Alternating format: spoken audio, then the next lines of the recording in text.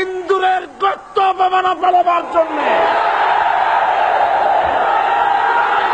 ক্ষমতায় যারা থাকে, ক্ষমতার মোহে চতুর্দিকে অন্ধকার দেখে, মনে করে আমার পতন আর হবে না। কিন্তু তোমাকে বুঝিবে যে গোকুলে বাড়ি শেষে গাড়ির চাকা সব সময় উপরে থাকে না। গাড়ির চাকা সব সময় উপরে থাকলে গাড়ি তো চলবেই না।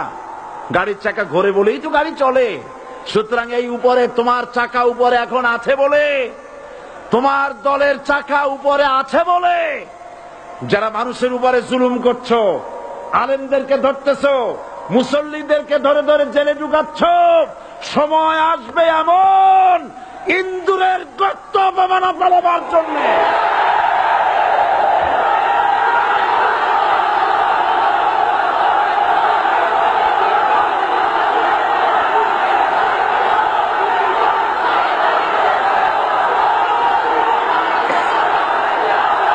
আবু জাহেলের গোষ্ঠী মনে করেছে সোজা আঙ্গুলে ঘি যখন উঠলো না, আঙ্গুল বাঁকা করতে হবে। শুরু হয়ে গেল অত্যাচার, শুরু হয়েছে না।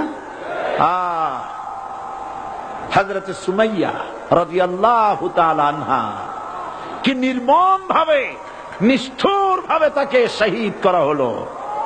খাব্বাব, হুবাইব, হযরত খাব্বাব রাদিয়াল্লাহু তাআলা আনহুকে দেখে হযরত ওমর একদিন বলছিলেন, খাব্বাব তোমার পিঠে এত গর্ত কেন? এত গর্তওয়ালা পিঠ আর এত চিকুন কোমর আমি তো জীবনেও দেখিনি। হযরত খাব্বাব বলেছেন, ওমর জানো না, ইসলাম কবুল করার অপরাধে, কালেমা পড়ার অপরাধে কাফির বেঈমানেরা আমাকে মারধর করেছে।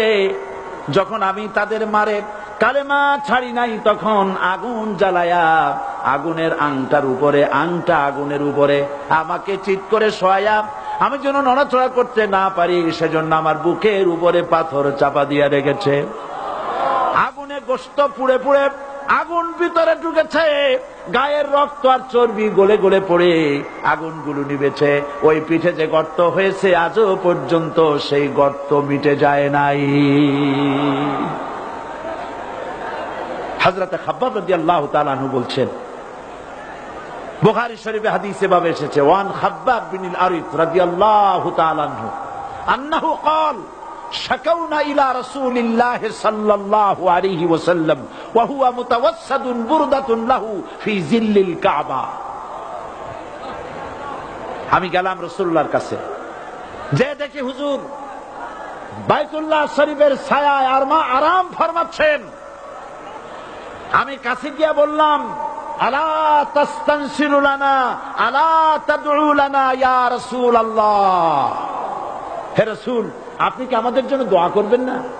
আপনি কি আমাদের জন্য আল্লাহর কাছে সাহায্য প্রার্থনা করবেন না? মার খেয়ে খেয়ে তো শেষ হয়ে গেলাম। শুনতেছেন আপনারা? আল্লাহর নবী উঠে বসলেন, বললেন, খাব্বাব শোনো, তোমাদের আগে যারা এই পৃথিবীতে এসেছিলেন দ্বীনের দাওয়াত দেওয়ার জন্য, সমকালীন রাষ্ট্র শক্তি তাদেরকে ধরতো, ফায়ুখাজুর রাজুলু ফায়ুহফারু লাহু ফিল আরদ, তার জন্য তারে ধরে নিয়া মাটির মধ্যে গর্ত করত, ফায়ুজআলু ফিহা, এরপরে সেই গর্তের ভিতরে তাকে কোমর পর্যন্ত গেড়ে দিত। সুম্মা ইউতা বিল মানশার, এরপরে করাত আনা হতো, ফায়ুদাউ আলা রাসিহি, এরপরে করাতটা মাথার উপরে রাখা হতো, ফায়ুজআলু নিসফাইন, এরপরে করাত দিয়া চিরে চিরে জীবিত মানুষটাকে দ্বিখণ্ডিত করে ফেলে দিত।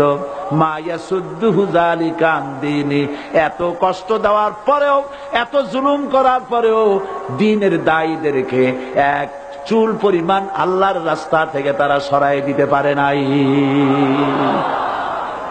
ওয়াল্লাহি, ও খাব্বাব, আমি আমার আল্লাহর নামে কসম করি। ও মুসলমান, কে কসম করতেছে? আল্লাহ রাসূল। আমি আমার আল্লাহর নামে কসম করি, ওয়াল্লাহি লা ইউতাম্মান্নাল্লাহু হাযাল আমর হাত্তা ইয়াসির রাকিবু মিন সানা ইলা হাযরামাউত। সেদিন বেশি দূরে নয়, ইয়েমেনের রাজধানী সানা থেকে শুরু করে সৌদি আরবের হাজরামাউত পর্যন্ত হাজার হাজার মাইল এই দীর্ঘ পথে যুবতী নারী তার সৌন্দর্যের পশ্চা নিয়া আর ধনাঢ্য ব্যক্তিরা সওদাগরেরা তাদের টাকা পয়সা নিয়া একাকে নিয়ে অথবা দলবদ্ধ ভাবে মানুষেরা যাতায়াত করবে। লা ইয়াখাফু ইল্লাল্লাহ, মানুষের মনের মধ্যে কোনো ভয় থাকবে না। এমন একটা সময় আসবে ওয়ালাকিন্নাকুম তাস্তাজিলুন, অথচ তোমরা বড্ড তাড়াহুড়ো করছো। তাড়াহুড়ো করো না, অপেক্ষা করো, ধৈর্য ধরো, মার খাও, জেলে যাও, শহীদ হও, আল্লাহর রাজ কায়েম হবেই হবে।